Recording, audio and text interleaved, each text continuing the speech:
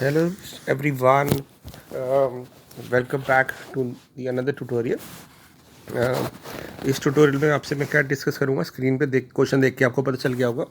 This tutorial is related with class twelfth के लिए जो अभी क्विज हुआ था 7 अक्टूबर को. उसको डिस्कस करेंगे, उसका सॉल्यूशन डिस्कस करेंगे. अगर आपके कुछ डाउट्स हैं तो वो इसमें सॉल्व हो जाएंगे. राइट, बहुत ही अच्छा क्विज था. बट कुछ क्वेश्चंस तो इम्पोर्टेंट थे, बट ट्रिगो बेस्ड क्वेश्चंस थोड़े से और इसमें आ सकते थे. तो हम कोशिश करेंगे अगले कुछ कह सकते हैं कि कोई क्विज के अंदर ट्रिगो बेस्ड क्वेश्चंस हम आपको इन्वॉल्व करवा पाएँ. ठीक है, तो जैसे फर्स्ट क्वेश्चन दिख रहा है आपको, F X equal to, F X means Y में ले रहा हूँ यहाँ पे. आपको एक इक्वेशन दे रखी है, पॉलिनोमियल फंक्शन है. ठीक है, देखिए एक चीज़ और मैं बता दूं कि क्या है कि यहाँ पे जो मैं आपको समझा रहा हूँ तो मैं बीइंग अ लेमैन समझा रहा हूँ आपको. ठीक है ना, हालांकि ये क्विज आप इजीली 5 मिनट्स में ही सॉल्व कर सकते हैं, 5 to 10 मिनट्स में. ठीक है, बट समझा रहा हूँ तो ऑब्वियसली उसमें मुझे टाइम लगता है. ठीक है ना, कहीं आप मत सोचिए कि इतना बड़ा क्विज होता है. जब आपको आ जाएगा तो इसको आप कई बार तो 1 to 2 मिनट्स में भी क्विज को सॉल्व कर सकते हैं. बहुत ही ईजी क्विज होते हैं सारे के सारे जो आप आपको प्रोवाइड करते हैं. ठीक है, और सिर्फ प्रैक्टिस पर्पज़ के लिए है ताकि आप बोर्ड्स में कॉन्फिडेंट रहें. आपसे पूछा गया था कि ये फंक्शन डिक्रीजिंग कब है. देखिए बहुत सारे तरीके होते हैं. आप ऐसा भी कर सकते हैं कि डायरेक्टिव निकाल के इन इंटरवल की वैल्यूज़ बीच में पुट करके चेक कर लें. बट प्रॉपर तरीका क्या होता है, हम इसका डायरेक्टिव निकालेंगे. तो इसका जब डायरेक्टिव निकाला तो 8 as it is X cube का डायरेक्टिव आ जाएगा 3x². तो ये बन गया 24x². यहाँ पे 60 एज इट इज़ x² का डायरेक्टिव आ गया 2x, तो ये आ गया 120x. और ये आ गया 144 क्योंकि x का डायरेक्टिव 1 और 27 का 0 हो गया. अब अगर मैं यहाँ पे 24 कॉमन ले लूँ तो ये बच रहा है मेरे पास x² माइनस 5x, और यहाँ पे बच रहा है आपके पास 6. ठीक है ना, इसके फैक्टर बना दिए. इसके फैक्टर बनाए तो हमारे पास क्या आ गया, x-2 और x-3. अब आप चाहो तो इंटरवल की वैल्यूज़ को पुट करके देख सकते हो कि कहाँ पे ये इंक्रीजिंग है, कहाँ पे डिक्रीजिंग है. ठीक है, बट नहीं तो अदरवाइज़ क्या होता है कि जब मैंने आपको ट्यूटोरियल में समझाया था कि हम क्या करते हैं, इन नंबर्स को हम नंबर लाइन पे प्लॉट कर देते हैं, -∞ से +∞. बीच में आ रहा है 2 और 3. ठीक है, अब आपको एक चीज़ याद होगी एक और, कि अगर एक्स का कोफिशिएंट 1 है, पॉजिटिव 1 है, तो इसको हम बेबी कर्व से भी कर सकते हैं. बेबी कर्व मेथड से कैसे, कि ये फंक्शन 0 से बड़ा कब होगा या लेस देन कब होगा, लेस देन 0 कब होगा. तो हम क्या करते थे बेबी कर्व मेथड में, यहाँ पे एक्सट्रीम जो होता है, एक्सट्रीम्स कह सकते हैं इंटरवल, उसमें हम प्लस साइन देते हैं, देन ऑल्टरनेट साइन देते हैं. क्यों, क्योंकि यहाँ पे पावर सारी ऑड है ना. ये मैं आपको वेवी कर्व मेथड में समझा चुका हूँ. तो वेवी कर्व मेथड से भी कर सकते हैं कि हम देख रहे हैं कि ये जो इंटरवल है -2 to 3 हो रहा है. अब 2 to 3 हो रहा है, इसका मतलब एक ही ऑप्शन 2 to 3 है, क्योंकि यहाँ पे बच्चों को सिर्फ ये कन्फ्यूजन हो सकती है कि ओपन ब्रैकेट आएगा कि क्लोज्ड. बट क्योंकि एक ही ऑप्शन दे रखी है तो क्लियरली बी ऑप्शन सही है. बट वैसे मैं बता दूँ डिक्रीजिंग फंक्शन वाला होता है जहाँ पे डेरिवेटिव लेस देन और इक्वल टू 0 होता है. तो यानी लेस देन इक्वल टू 0 है तो इसका मतलब क्लोज ब्रैकेट लगेगा. तो ये फंक्शन डिक्रीजिंग होगा आपका 2 to 3 में. और अगर आपको वेविकर मेथड से नहीं करना बेटा तो यहाँ तक आने के बाद क्या कर सकते हो आप, हर इंटरवल की कोई वैल्यू पुट करके चेक कर लो. जैसे मैंने यहाँ पे मान लेते हैं f' 2.5 निकाला, तो यहाँ पे पुट किया तो 2.5 माइनस 2 पॉजिटिव, 2.5 माइनस 3 नेगेटिव. तो पॉजिटिव इंटू नेगेटिव, आपका प्रोडक्ट नेगेटिव आ गया, डायरेक्टिव नेगेटिव, मीन्स यहाँ पे ये डिक्रीज कर रहा है. तो ये फर्स्ट क्वेश्चन था, तो इसका ऑप्शन बी करेक्ट था. ठीक है ना, अगले पे चलते हैं. फिर से देखिए बेटा, डेरिवेटिव निकालते हैं. इसका डेरिवेटिव क्या आएगा, अब यहाँ पे ना दो फंक्शन मल्टीप्लाई हो रहे हैं, x+1 और e⁻⁻x. तो प्रोडक्ट रूल लगेगा. तो पहले x+2 as it is e⁻⁻x का डेरिवेटिव e⁻⁻x इंटू -1. फिर उसके बाद e⁻⁻x एज इट इज और x+2 का डेरिवेटिव 1. अब हम क्या देख रहे हैं कि e⁻⁻x कॉमन आ रहा है. ये हो गया -x -2 +1. तो ये आ गया आपके पास e⁻⁻x -x -1. अब हमसे पूछा गया कि ये फंक्शन इंक्रीज कहाँ करेगा, डिक्रीज कहाँ करेगा, मतलब हमसे ऑप्शंस पूछी गई है. मतलब तो हमें तो प्रॉपर करना पड़ेगा. अब हमें पता है कि जब हम इसको 0 के इक्वल लगते हैं तो एक्सपोनेंशियल तो 0 होता नहीं. तो जब हम कहते हैं ना कि दो टर्म का प्रोडक्ट 0 तो या तो फर्स्ट टर्म 0 होगी या सेकंड, तो उसमें फर्स्ट टर्म तो 0 हो नहीं सकती क्योंकि एक्सपोनेंशियल फंक्शन कभी 0 नहीं होता. क्योंकि आपने पढ़ा था एक्सपोनेंशियल की जो वैल्यूज़ होती हैं वो इस तरह जाती है कि जो ये टच करता है ज़ीरो को, मतलब वाई एक्सिस को, एक्स एक्सिस को, वो माइनस इन्फिनिटी पे करता है। तो यानी एक्सपोनेंशियल हमेशा पॉजिटिव होता है, कभी ज़ीरो भी नहीं होता है। तो यानी हमारे पास -x-1 ज़ीरो होगा। यहाँ से मेरे को x क्या मिल गया, -1। अब मैं नंबर लाइन पे इसको जो प्लॉट करूँगा माइनस इन्फिनिटी से प्लस इन्फिनिटी, ये -1। अब यहाँ पे मैं क्या करता हूँ, इधर से मैं ज़ीरो पुट करके देख लेता हूँ कि भाई इस इंटरवल में ज़ीरो आ रहा है, तो डेरिवेटिव में वो ज़ीरो पुट करा। तो जब आपने डेरिवेटिव में ज़ीरो पुट किया यहाँ पे, एक्सपोनेंशियल को छोड़ दो क्योंकि ये तो पॉजिटिव, आप सीधे यहीं चेक करो, -x-1 में जब ज़ीरो पुट किया तो नेगेटिव आ गया। तो इसका मतलब यहाँ फंक्शन हमारा डिक्रीज़ कर रहा है, ठीक है ना। और यहाँ पे x की जगह अब यहाँ पे मैं -2 ले लेता हूँ इस वाले इंटरवल में। तो जब मैंने -2 पुट किया तो यहाँ पे -2 -1 प्लस हो जाएगा, तो पॉजिटिव आना शुरू हो गया। यानी यहाँ फंक्शन इंक्रीज़ कर रहे हैं, यानी इसका मतलब मेरा फंक्शन इंक्रीज़ कर रहा है माइनस इन्फिनिटी से -1 क्लोज ब्रैकेट, क्योंकि डिक्रीजिंग और इंक्रीजिंग है तो क्लोज ब्रैकेट लगेगा। अगर स्ट्रिक्टली डिक्रीजिंग होता तो ओपन ब्रैकेट लगता, क्योंकि एंड पॉइंट काउंट नहीं होते, ठीक है। तो पहली बात तो बेटा ऑप्शन ए तो वैसे ही चलेगी, क्योंकि हमारा फंक्शन पार्टली कुछ फंक्शन में कुछ पार्ट में इंक्रीज़ कर रहा है, कुछ में डिक्रीज, तो ऑप्शन ए और बी तो डायरेक्टली हट गई। अब बचती है सी और डी, क्योंकि वर्ड इंक्रीजिंग डिक्रीजिंग है, स्ट्रिक्टली नहीं है, तो इसलिए ऑप्शन डी ही हो सकती है। और वो वेरीफाई भी हो रही है कि फंक्शन डिक्रीज़ कर रहा है हमारा -1 से इन्फिनिटी में, देख लीजिए डिक्रीज़ कर रहा है, और इंक्रीज़ कर रहा है -इन्फिनिटी से -1 में। तो option D is the correct answer, ठीक है। अब चलते हैं अगले वाले पार्ट पे। ये भी बहुत इजी क्वेश्चन था। इसका जब डेरिवेटिव लिया हमने तो इसका डेरिवेटिव क्या आ गया, इसका डेरिवेटिव आ गया 3x² + 3, है ना। तो बस ये तो क्वेश्चन नहीं खत्म होगा, क्यों, क्योंकि हमें पता है कि x² तो हमेशा पॉजिटिव होता है। अब अगर मैं इसको 3 से मल्टीप्लाई कर दूंगा तो ये हमेशा 0 से बड़ा ही रहेगा, क्योंकि 0 × 3 0 होता है। अब अगर मैं 3 को ऐड कर दूंगा दोनों साइड, तो ये हम नंबर हमेशा 3 से बड़ा होगा या इक्वल टू 0 होगा। यानी मैं कह सकता हूँ कि मेरा जो डेरिवेटिव है वो 3 से अगर बड़ा है तो इसका मतलब 0 से तो हमेशा ही बड़ा है, और इक्वल टू 0 भी नहीं हो सकता, क्योंकि 3 से इसकी मिनिमम वैल्यू 3 है। इसका मतलब ये स्ट्रिक्टली इंक्रीजिंग है, ठीक है ना। ये स्ट्रिक्टली इंक्रीजिंग फंक्शन है। कहाँ पे इंक्रीजिंग है, फॉर ऑल वैल्यूज, क्योंकि एक्स पे डिपेंड ही नहीं कर रहा, क्योंकि हर एक्स की वैल्यू के लिए हमेशा पॉजिटिव है। तो यहाँ पूछा गया था इंक्रीजिंग फंक्शन, जबकि यहाँ होना चाहिए स्ट्रिक्टली इंक्रीजिंग, ठीक है ना। हालांकि डेरिवेटिव 0 का भी नहीं होगा, तो ये स्ट्रिक्टली इंक्रीजिंग ही है for all values of x, यानी हर रियल वैल्यू के लिए इंक्रीजिंग फंक्शन है। यानी इसका मतलब यहाँ पे ऑप्शन सी करेक्ट होगी। tan x - x, अब ये भी डोमेन के कंसेप्ट पे बेस्ड था कि जैसे अब आप डेरिवेटिव लोगे ना बेटा, तो tan x का डेरिवेटिव आएगा sec² x, और x का डेरिवेटिव आएगा 1। अब एक चीज़ आपने sec x का डोमेन की पढ़ा है, sec x का डोमेन क्या होता है।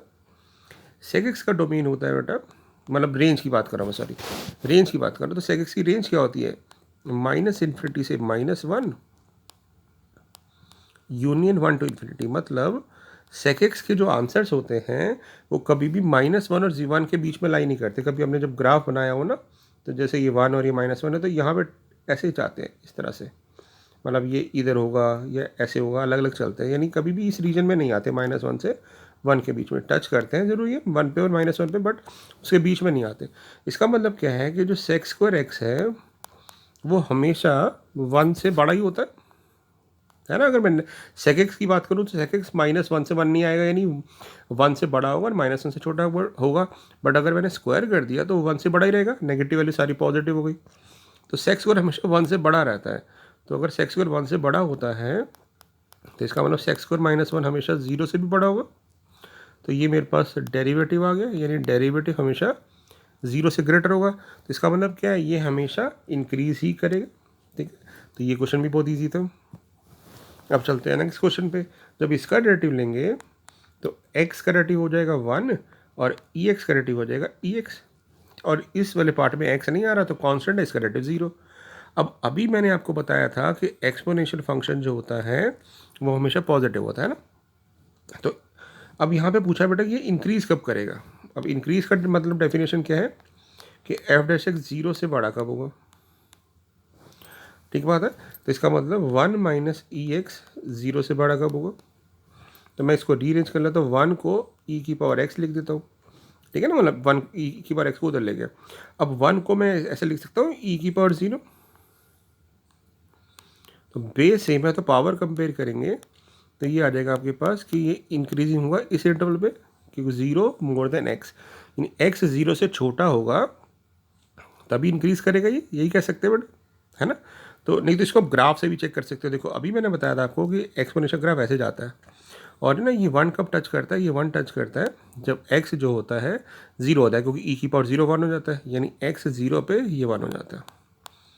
अब आप खुद ही देखो, हम यहाँ पे क्या कह रहे हैं कि एक्सपोनेंशियल फंक्शन ये y equal to E X का ग्राफ है, इस पॉइंट के बाद ये 1 से ऊपर हो गया, और इस पॉइंट के बाद ये 1 से नीचे, इसका मतलब नेगेटिव वैल्यू के लिए नेगेटिव मतलब एक्स के लेफ्ट साइड पे, ओरिजिन के लेफ्ट साइड पे जा रहे हैं, तो ये ग्राफ 1 से छोटा हो रहा है, और हमें यही चाहिए ना, ई एक्स लेस देन 1 कब हो रहा है, तो हम कह रहे हैं नेगेटिव वैल्यू के लिए, वही बात यहाँ पे आ रही है। तो हम कह सकते हैं कि फंक्शन इंक्रीज कब करेगा, माइनस इन्फिनिटी से 0 के बीच में, यानी हम ये ना करके ग्राफ से भी ऑब्जर्व कर सकते हैं, ठीक है। तो ये भी क्वेश्चन ईजी था, बट हाँ प्रैक्टिस होनी चाहिए। अब यहाँ पे एक प्रॉब्लम है कि sine x minus cos x की बात करें ना इंक्रीजिंग की। अब sine x minus cos x जो है, वैसे तो इसको मॉडिफाई करोगे आप, अगर आप √2 से मल्टीप्लाई डिवाइड करोगे तो ये बन जाएगा sine x into 1/√2 minus cos x into 1/√2, तो ये बन जाएगा साइन ऑफ एक्स माइनस π/4, और फिर इसको सॉल्व भी कर सकते हैं। बट आपको पता है साइन एक्स और कॉस एक्स तो हमेशा इंक्रीजिंग डिक्रीजिंग नहीं होते, ये अपनी वैल्यू ऑसिलेट करते हैं, ठीक है ना, अपनी वैल्यू ऑसिलेट करते हैं, मतलब कभी इंक्रीज कभी डिक्रीज आते हैं। तो यहाँ पे पहली बात हमें रेंज दी जानी थी कि किसके बीच में हम बात कर रहे हैं, अदरवाइज यहाँ पे कोई भी ऑप्शन करेक्ट नहीं हो सकती, क्योंकि ये तो बहुत सारी इन्फाइनाइट वैल्यू के लिए इंक्रीजिंग होता है। तो बच्चे इसमें डी ऑप्शन भी लगा सकते थे, बट अगर डी लगाते तो सही हो जाता, बट सही भी हो सकता है, बट जो क्वेश्चन बनाया गया है ये माइंड में बनाया गया कि भी एक पर्टिकुलर रीजन में भी पूछा जा रहा है आपसे, तो उस रीजन को माइंड में रख के ABC में से कौन सी ऑप्शन हो सकती है। तो ये थोड़ा सा मिसिंग था, कोई प्रॉब्लम नहीं है, हमें ऑप्शन देखनी है तो हम एक बार देख लेते हैं बेटा, हम ऑप्शन देख के बात कर लेते हैं। तो जब इसका डेरिवेटिव लोगे तो साइन एक्स का डेरिवेटिव होगा कॉस एक्स और प्लस साइन एक्स। जब बोर्ड में ही क्वेश्चन आता है, बोर्ड में आया भी है बहुत बार, तो हमेशा यहाँ इंटरवल दिया जाता है, 0 से पाई की बात कर रहे हैं कि 0 to 2 पाई की बात करें, क्योंकि हमेशा ट्रिगो वाले में मैंने जैसे बताया था आपको टोटल में, हमेशा आपको पर्टिकुलर इंटरवल दिया जाएगा, भी इस इंटरवल की बात करिए, अदरवाइज तो ये infinite number times increasing decreasing होगा। तो जब हमने डेरिवेटिव लिया और इसको 0 के इक्वल रखा, हालांकि ये ऑब्जेक्टिव है तो आप ऑप्शन में पुट करके भी देख सकते हो बेटा कौन सा आंसर सही आ रहा है ना, तो यहाँ पे देख के भी बता सकते हो, बट क्योंकि नन ऑफ दी जब दिया हो तो हमें फिर प्रॉपर सॉल्व कर देना चाहिए, ठीक है। तो मैंने क्या किया है, और ये मैंने क्वेश्चन आपको करवाया भी है ट्यूटोरियल में, cos X equal to minus sine X हो जाएगा, tan एक्स इक्वल टू -1 हो जाएगा। अब tan एक्स -1 कब होता है, अब आपको पता है tan थीटा नेगेटिव कब होता है, सेकेंड क्वाड्रेंट और फोर्थ क्वाड्रेंट में। इसका मतलब जो x होगा वो पाई माइनस अल्फ़ा, अल्फ़ा मतलब tan की वैल्यू 1 कब होगी। अब और यहाँ हो जाएगा 2 पाई माइनस अल्फ़ा, तो मेरे पास इंटरवल क्या बन गए, मतलब वैल्यूज़ क्या आ गई एक्स की, 3 पाई/4 और 7 पाई/4।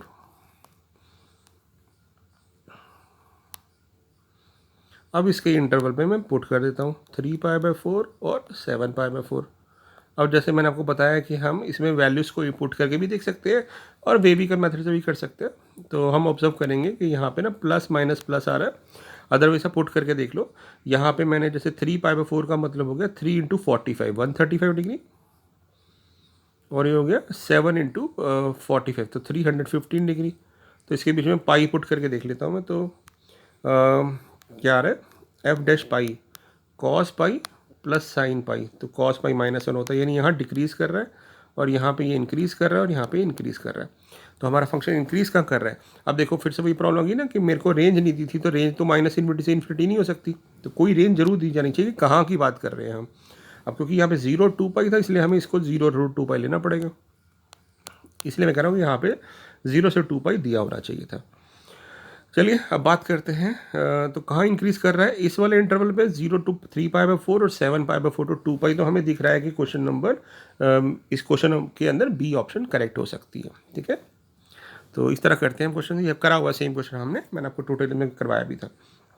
अगले की बात करते हैं बेटा, इसमें जब डेरिवेटिव निकालोगे तो ये क्या आ रहा है, -6x² -18x -12, -6 कॉमन ले लेंगे तो x² + 3x + 2, इसके फैक्टर बनाएंगे तो x + 1 और x + 2 आएंगे, ठीक है। अब इसको जब 0 के इक्वल रखा तो x की क्या क्या वैल्यू आ गई, -1 -2,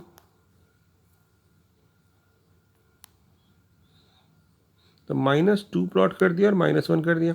अब अगर मैं वेविकर मेथड के अकॉर्डिंग जाऊँ तो यहाँ पे नेगेटिव अगर आ रहा है कफिशिएंट टोटल, तो यहाँ पे हम एक्सट्रीम राइट पे माइनस से स्टार्ट करते हैं, माइनस प्लस माइनस। अगर आपको डाउट हो तो वेविकर मेथड वाला ट्यूटोरियल देख सकते हैं, चैप्टर 1 में मैंने आपको बताया था कि वेविकर मेथड से हम कैसे करते हैं। नहीं तो आप प्रॉपर भी कर सकते हैं। देखिए वेविकर मेथड से ना डायरेक्ट आंसर आ गया, बट अगर आपको वेविकर नहीं करना कोई प्रॉब्लम नहीं, आप वैल्यूज पुट करके भी देख सकते हो। हमसे पूछा गया डिक्रीजिंग कब होगा, ठीक है। तो अब यहाँ पे इस इंटरवल में से 0 पिक कर सकते हैं। जब आप 0 पुट करोगे यहाँ पे तो ये ओवरऑल नेगेटिव आ रहा है, डिक्रीज कर रहा है। यहाँ पे आप -1.5 पुट करके देख सकते हो कि पॉजिटिव आ रहा है। हालांकि वेविकर मेथड से डायरेक्टली एक ही बार में आ जाएगा कि अगर कफिशिएंट एक्स का पॉजिटिव है, सारी पावर 1 है, तो अगर कफिशिएंट पॉजिटिव है तो राइट साइड पे प्लस करके ऑल्टरनेट दे दो, प्लस माइनस प्लस माइनस।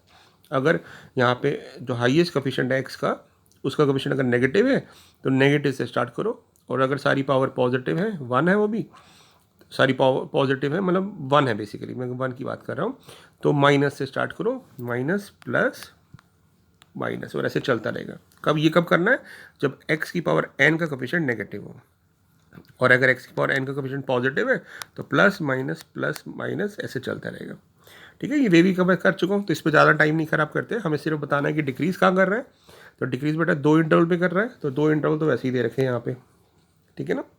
तो यहाँ डिक्रीज़ कर रहा है और इस वाले इंटरवल में डिक्रीज़ कर रहा है, तो इसका आंसर आ जाएगा डिक्रीजिंग फंक्शन -∞ से -2, और फिर से यहाँ पे क्लोज ब्रैकेट आएगी कि फिर से यहाँ पे एक मिस्टेक है, और -1 से इन्फिनिटी तक, है ना। स्ट्रिक्टली वर्ड लिखा होता तो ऊपर आता, तो इंक्रीजिंग फंक्शन तो और डिक्रीजिंग फंक्शन में क्लोज आता है, तो ऑप्शन डी करेक्ट होगी। यहाँ पूछा गया था इनमें से कौन सा फंक्शन इंक्रीजिंग या डिक्रीजिंग है, तो अगर आपको ग्राफ पता होगा तो ग्राफ से भी कर सकते हैं, नहीं तो आपको ना एक्स क्यूब का ग्राफ अगर मैं चाहूँगा पता होना चाहिए। एक्स क्यूब का ग्राफ जो होता है वो इस तरह जाता है, तो ये एक्स क्यूब का जो ग्राफ होता है हमेशा अपवर्ड जाता है, इसलिए हम कह सकते हैं कि एक्स क्यूब हमेशा इंक्रीजिंग फंक्शन होता है। एक्स स्क्वायर का ग्राफ आपने पढ़ा होगा, वाई इक्वल एक्स स्क्वायर ऐसे जाता है, तो ये डिक्रीजिंग भी है और इंक्रीजिंग भी है यहाँ पे, और सेम x4 बिहेव करता है, तो x4 भी नहीं हो सकता, एक्स स्क्वायर भी नहीं हो सकता, और 1/x का ग्राफ कभी आपने बनाया हो तो इस तरह बनता है ना। तो यहाँ पे भी ये डिक्रीजिंग फंक्शन हो रहा है, तो ये भी नहीं हो सकता, तो ऑप्शन ये होगी। अदरवाइज आप इसका डेरिवेटिव भी ले सकते हो। फर्स्ट वाले का डेरिवेटिव लिया, 1/x का आ गया -1/x²। अब एक्स स्क्वायर पॉजिटिव है, माइनस लगने से डिक्रीजिंग फंक्शन हो गया। f(x) एक्स स्क्वायर है, अगले वाले में एक्स स्क्वायर का डेरिवेटिव लिया, 2x आ गया। अब 2x तो कभी पॉजिटिव होता है कभी नेगेटिव होता है, x पॉजिटिव के लिए पॉजिटिव होगा, x नेगेटिव के लिए नेगेटिव होगा, तो अभी इंक्रीजिंग डिक्रीजिंग है। बट जब हम थर्ड पे गए, एक्स क्यूब का डेरिवेटिव लिया, 3x स्क्वायर आ गया। एक्स स्क्वायर हमेशा पॉजिटिव होने की वजह से ये हमेशा पॉजिटिव रहेगा, यानी इंक्रीज करेगा। और x4 के अंदर फिर से डेरिवेटिव लिया तो 4x³ हो गया। अब x³ पॉजिटिव के लिए पॉजिटिव होता है, नेगेटिव के लिए नेगेटिव होता है, तो उस लॉजिक से हम ये बता सकते हैं कि ये ग्राफिकली भी हो सकता है ये क्वेश्चन, और मैथमेटिकली भी हो सकता है। मैं आपको 2 ऑप्शन इसलिए बता रहा हूँ कि आप जब एग्जाम में जाए तो आपको ये सारी ऑप्शन पता हो। देखिए अगला वाला भी मैं देखो डायरेक्ट भी बता सकता हूँ आपको, और वैसे भी बता सकता हूँ, बट हम डेरिवेटिव लेके ही करते हैं। तो ना डेरिवेटिव लेने से पहले एक तरीका कि बेटा इसका क्वेश्चन टू लगा दो, है ना। नहीं तो मैं क्या करूँगा, डेरिवेटिव लेने का एक और शानदार तरीका बताता हूँ आपको। मैंने क्या किया, ऊपर x-2 है ना, तो इसको x+1 कर दिया और 1 ऐड और सेपरेट कर दिया और इसको अलग कर दिया। देखिए बहुत सारे तरीके हो सकते हैं मैथ्स में, तो आप जितना सोचेंगे उतना अलग वैरायटी सोच सकते हैं, शॉर्टकट भी ढूंढ सकते हैं। तो मैंने ना फंक्शन को ऐसे एक्सप्रेस कर दिया। अब इसका डेरिवेटिव क्या होगा, 1 का डेरिवेटिव हो गया 0। अब 1/x का डेरिवेटिव होता है -1/x², तो यहाँ पे -3 एज इट इज रख के मैं 1/x+1 का डेरिवेटिव ले रहा हूँ, तो वो डायरेक्ट आ रहा है -1/x+1 का होल स्क्वायर।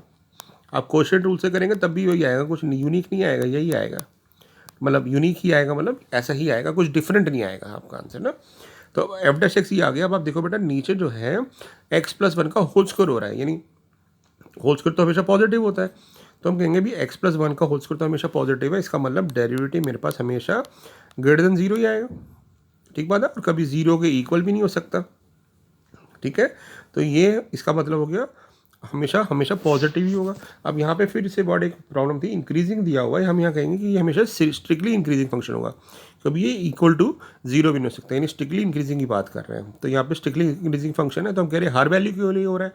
बट एक और प्रॉब्लम है कि डिनोमिनेटर 0 नहीं होना चाहिए, और खुद भी मेंशन किया हुआ है यहाँ पे तो इसका मतलब सब वैल्यू के लिए इंक्रीज़ करेगा बट -1 पे डिफाइंड नहीं होगा, है ना। तो इसका मतलब ऑप्शन डी करेक्ट होनी चाहिए, बट पेपर में जब हम चेक कर रहे हैं तो यहाँ पे ऑल ये नंबर को करेक्ट माना गया, तो जबकि गलत है, यहाँ पे होनी चाहिए थी ऑप्शन, अगर ये आर एक्सेप्ट -1 होगा तब ऑप्शन सी होगी, अदरवाइज ऑप्शन डी करेक्ट होगी, राइट।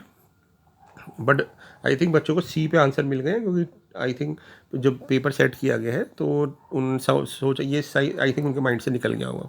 कोई प्रॉब्लम नहीं, ऐसी गलतियाँ हो जाती हैं। तो आप बोर्ड्स में ध्यान रखिएगा इस चीज़ को कि आपको क्वेश्चन अगर आता है, अगर आर और आर -1 दे रखा है तो आर -1 लगाइएगा, ठीक है ना। और नहीं तो एक देखो ऑप्शन देख के भी पता चल सकता है कि ऑप्शन में से आप पुट करके देख लो, जैसे फर्स्ट क्वेश्चन में -∞ से 0 दिया तो इसमें ऑप्शन पुट करके यहाँ देख सकते हैं। नहीं तो डायरेक्टली निकालने पे ही पता चल रहा है बेटा पॉजिटिव आ रहा है, तो इसका मतलब हमेशा इंक्रीज ही करेगा, स्ट्रिक्टली इंक्रीजिंग होगा मतलब। अगला क्वेश्चन देखते हैं। जब इसका डेरिवेटिव लिया तो कॉट एक्स का डेरिवेटिव आता है -1/1 + x², और x का डेरिवेटिव आता है 1। जब हमने इसका एलसीएम लिया तो ये आ गया -1 + 1 + x² अपॉन 1 + x²। तो ये भी बात आ गई आपका कि डेरिवेटिव आ रहा है x² अपॉन 1 + x²।